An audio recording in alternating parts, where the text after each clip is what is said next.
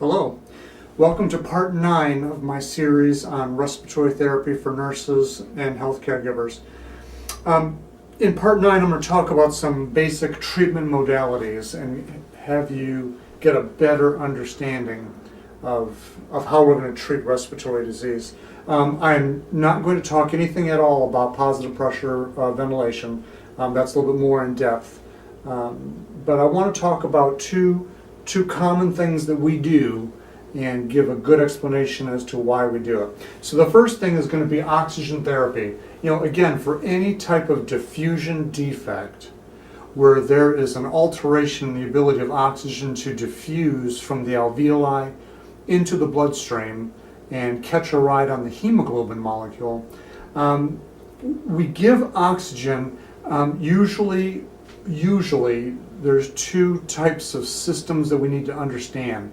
The first is a low flow system and the second is a high flow system. And that doesn't mean the flow that is set on a gauge for piped in gases coming out of the wall or for an oxygen concentrator. What instead we're thinking about is when we say somebody has a low flow system of oxygen, that means it does not provide the total gas that is inspired into the lungs. It is a mixture, if you will, of 100% oxygen and room air. One of the common questions or things that I have seen is that if you use the nasal cannula, for instance, and let's say that we have it set at 2 liters per minute.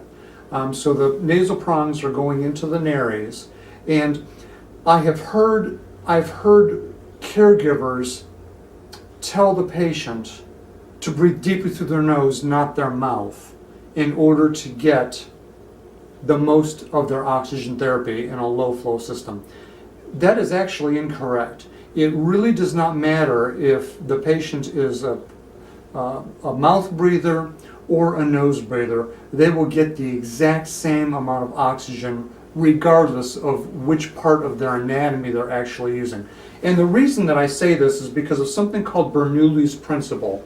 And what Bernoulli said is that if you have a conducting tube, and in this case it could be the airway, and you have flow going through that conducting tube or airway, and you have an entrainment port, what will happen is the higher the flow going through the conducting tube, and in this case that's our airway, the more entrainment of gas that you'll get to go along with it.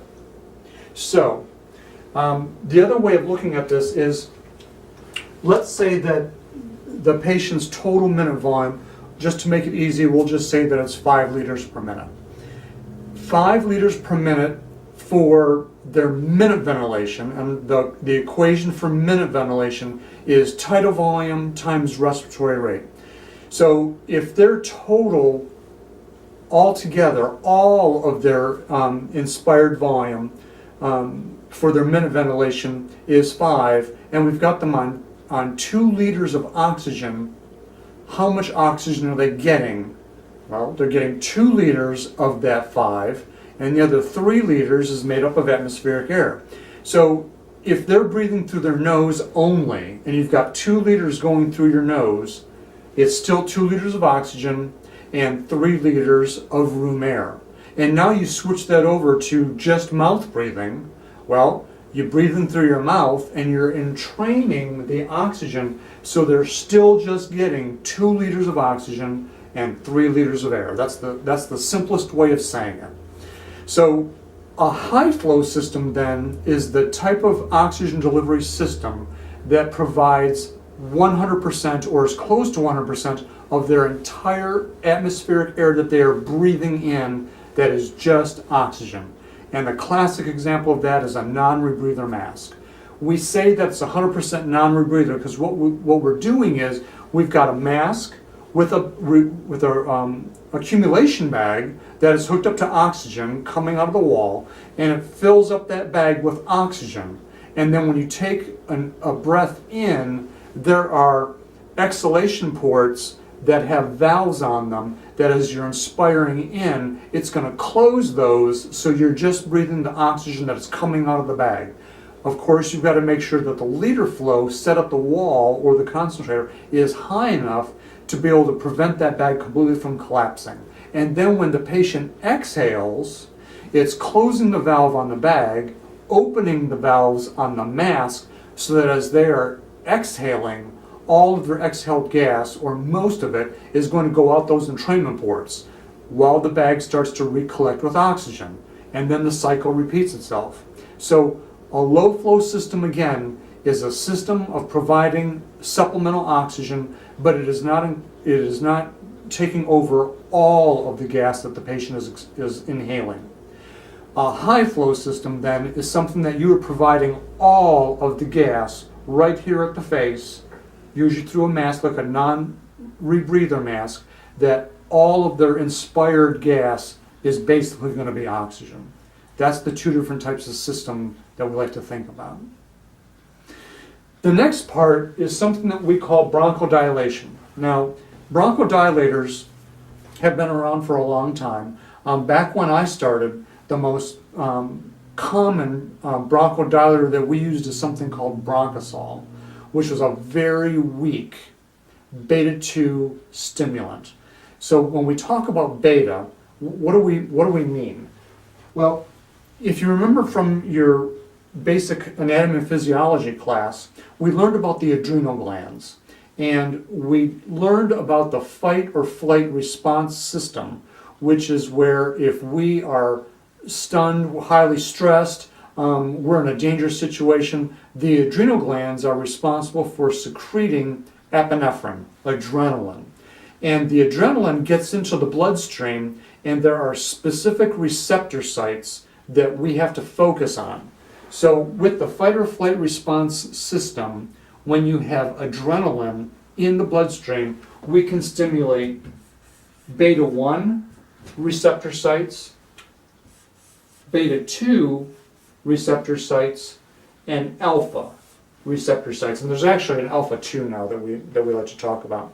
So what does this mean? Well, adrenaline is in the bloodstream, and it's going to stimulate the receptor sites. If it stimulates a beta-1 receptor site, that has its influence directly on the heart. It's going to make the heart beat faster. And again, if you're thinking about it, if you're running because you're in fear for your life, you want as much blood to get to the muscles of the legs as possible so that you can run faster. And the body's way of doing that is increasing cardiac output because of an increase in heart rate. Beta-2 receptor site stimulation, again from adrenaline, what that does is that causes smooth muscle relaxation in the body. And what we like to focus on is specifically in the airways of the lung. As you move down from the trachea to the bronchi, down to the lobar bronchi, to the segmental bronchi, down to the bronchioles, and then finally the terminal bronchioles, and then the alveoli, the farther you go down that tracheobronchial tree, the less cartilaginous support that you have. So the trachea and the bronchi is mostly cartilage. But as you go farther down that tree, there's less cartilage and more smooth muscle. We want that smooth muscle to relax, to allow for better airflow into and out of the lungs, so we can get as much oxygen as possible into the bloodstream and clear as much CO2 as we possibly can. That is beta-2 stimulation. Alpha stimulation it has its direct effect on the vasculature, and what we want from this is that when the alpha receptors are stimulated, we want to shut down blood to the periphery. We want more blood to be able to be shunted then to the brain, to the heart, to the muscles, and we want to preserve oxygenation to those vital systems to help us as we're running for our life. So then what we're focusing on with bronchodilation is right here, beta-2 stimulation. Bronchodilators were designed specifically for that focus. going back to when I first started as a respiratory therapist and we were using Bronchosol, it was a very weak beta-2 stimulant. Had a lot of beta-1 stimulant, so it would cause the patient's heart rate to go up.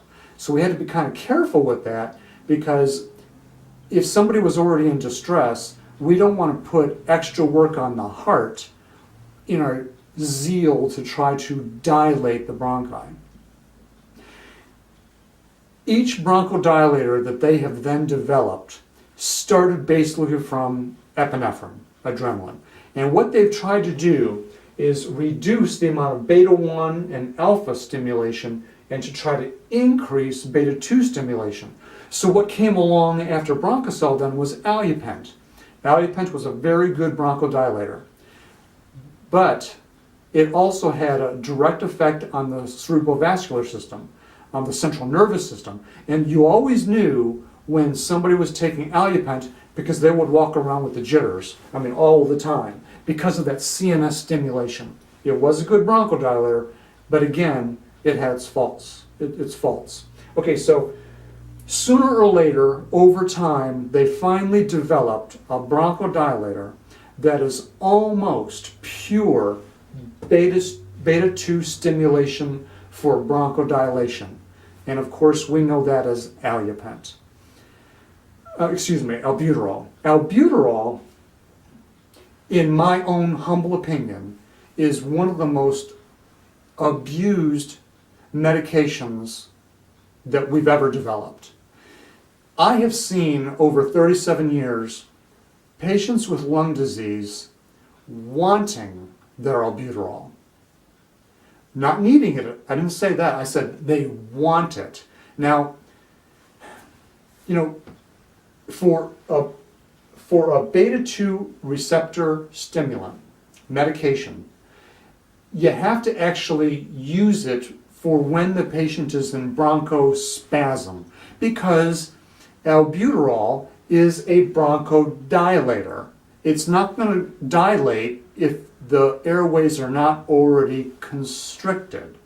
And we get into this idea of treating patients. We hear somebody cough, and it might be a little bit wet, and we think that by giving them a breathing treatment, that will help get the mucus and the secretions out of the lungs. That is not actually accurate. If you were able to tell me that they had no air movement and they had secretions, and the reason they had no air movement is because they were bronchoconstricted, okay, giving them the bronchodilator might help. But this is oftentimes what happens. If you've ever noticed this, we give a breathing treatment, or we give them their bedside inhaler, and the deposition of that medication is going to be in the oral pharynx, in the trachea, in the bronchi, which is where the secretions are. So the deposition of that medication has now landed on the mucus that is on the inside of their lungs, like with the chronic bronchitic. And then we're going to have them cough and expectorate, and so they cough the mucus up, the sputum is what we call it, and it's loaded with the bronchodilator that we just gave the patient. So how much good did it actually do for that patient? Now, again, I'm never going to be the one to tell you don't give it, but realistically, even at this time in our knowledge of the body and treatment of the body, if you'll even see the commercials that are on TV, they actually say rescue inhaler, because people have been abusing albuterol, the other name is Ventolin, for such a long time that when they actually need it because they're in bronchospasm, it doesn't quite work as good because they've built up a tolerance to it.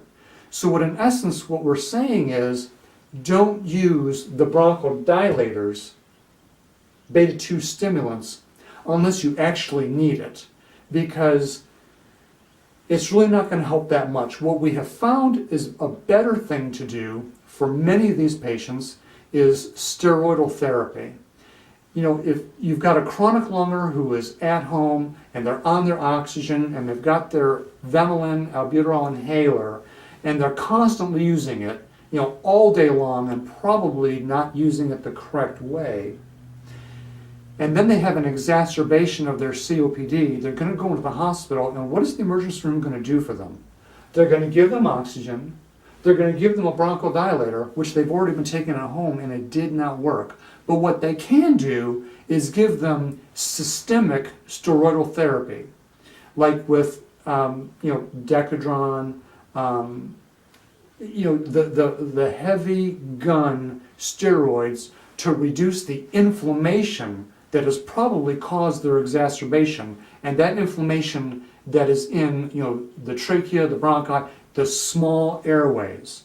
So Solumedrol, something like that you're going to give them high doses of IV, will reduce the inflammation, and if the inflammation is reduced, the thickening of the lower airways will become less, so that they can expand. And because you've reduced the amount of inflammation, you will reduce, hopefully, mucus secretion, mucus production and secretion, because that's going to block and hinder the ability to move air into and out of your lungs. And so steroidal therapy might be really the best way to go, because it reduces inflammation. The reduced inflammation will reduce mucus production and secretion. And so giving somebody something like an IV steroid, Solumedrol as an example, is probably the best way to go. Again, oxygen therapy, bronchodilation therapy are hallmark features of what we can do to help treat these patients who have chronic lung disease. The acute lung diseases like the pneumonias, of course, they can still benefit from oxygen therapy, maybe not so much bronchodilation therapy, but of course the antibiotic to take care of the pneumonia. Pneumonia is a parenchymal disease. We often go in and try to get a sputum collection to send to the lab for microbiology, and they're going to try to plant and grow whatever the bacteria is that is causing the pneumonia. But usually, if that patient can produce mucus, sputum, it's because they have a superimposed bronchitis associated with the pneumonia, because the pneumonia is a parenchymal disease. Thank you very much.